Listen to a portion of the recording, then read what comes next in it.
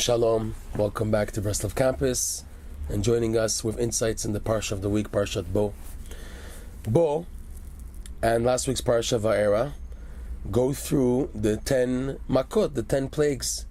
And it's interesting the division of how the Torah Parshas have divided the 10 plagues, where Va'era has the first 7 of the 10 plagues, and this week's Parsha Bo has the last 3. And it's not by chance, because there is a significance in the difference of the 7 plagues as opposed to the other last 3.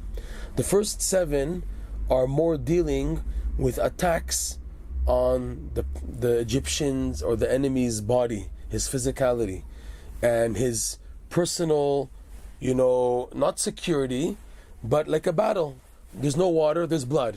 So they have to work hard to try to find how to get water, like they did. They started digging around the Nile River, like it says, and Midrash says that how did the Egyptians have water? When they paid a Jewish person money for his water, because they saw someone Jewish having water, right? If the Egyptian would snatch the water from the Jew and try to drink it, it would turn back to blood. The only way it could stay water is if he paid money to the Jewish people, then that water would stay water and they can have water to drink. So the Jews really gained a lot from the first plague, right? And then you have the frogs, and then you have the lice, okay, the death of the animals, and then the fear of the admixture of animals coming, wild, dangerous animals coming to attack them, and then with the hail, okay, the shchin, all types of boils.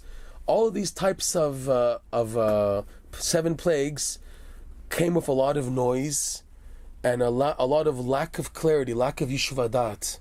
Okay, so it was a battle. They had no time to even think, and it was having to deal with these 7 plagues. The last 3 of the 10 are more attacking the morale of the Egyptians. The locusts, when they see a mob of locusts coming in and consuming all the food in the fields, all the crops. So what's the feeling? That all of our energy that we invested in having food is all gone. Choshech, the 9th plague of darkness, is connected with quietness. They couldn't move and they had time to think. As opposed to the frogs attacking and the hail, it's a lot of noise, and the mixed animals, the wild animals, all that has a lot of noise associated with it. There's no time to think clearly. It's just you're under attack and you got to move around and do things to save yourself. But here by Choshech, it's quietness, and they can feel the loneliness of being alone for those days of darkness. And then finally the death of the firstborn, which signifies all of a person's major investment in life going down the drain. Because always the first child, the first fruit, the first product is like the greatest accomplishment. Wow, look at this, amazing. And that taken away from a person is really aimed to get the morale down. So this week's Parsha, Bo, goes at getting the morale of the enemy down. Obviously they're deserving of it for what they did to the Jewish people, but it's more attacking the morale. And after this happened was the Exodus. Immediately.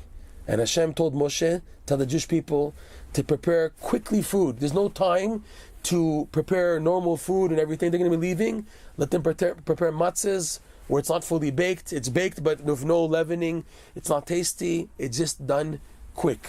And there's no time to think now. Now it's the time of the Jewish people to leave. Because once you break the morale of the Egyptians, the morale of the enemy is broken, and then they give that opening slot, okay, let the Jews go. So they have to take advantage of it and not to wait. Because if they wait, they'll lose out, which is actually what happened to the majority of the Jewish people, like Rashi brings down. A few opinions. One opinion stating that only 1/5 of the total Jewish nation actually left Egypt. 4/5, they in the Makkah of Choshech, they were also smitten and wiped out because of their lack of hope. And this is an important message, that a Jewish person who doesn't give up hope and keeps on hoping for Hashem, when he's given that opportunity, he'll take it to leave. As opposed to someone who's already broken and he lost his morale, so he'll say, anyways, it's over for me. Like I heard many stories of Holocaust survivors that they had an opportunity to escape, and they're ready to escape, and they told other inmates who were also trapped in the camps, come with me, come with us. And the other inmates, their morale was so broken, they just let it down. They said, forget it, it's over for me, it's never going. And the person said, come, you'll survive, come with me. And other people wouldn't listen. This has a lot to do with the morale. And that's the connection, if you want to say, between the last 3 of the 10 plagues and the Exodus happening so quickly. Because if you see in next week's Parsha, Paro already had second thoughts. How could I have let out the Jewish people? And then he went chasing them. There was an opening, and Moshe Rabbeinu with the faithful Jewish people took that opportunity, took the message, we'll leave. We're leaving immediately. Hashem says, this is the opening. Paro is saying, everyone leave in the middle of the night. You have now to leave. There's not enough time. I want you guys out of my country by morning. The Jewish people left at the morning day, right? At the day of the Exodus. So this is the message, that a person who is strong in his faith and hope in Hashem, even at the darkest moments, so he is the one who's going to pick up and get ready to leave. He's waiting for that opportunity. As opposed to other people who they begin to feel very futile, very depressed, very sad. When there's a green light even for them, they won't wake up to pick it up. They won't wake up to pick up the message, to get up, pack your things, and to go. To have the opening. If Hashem is giving you an opening, take advantage of it. This is what we can learn, if you want to say, from this week's Parsha.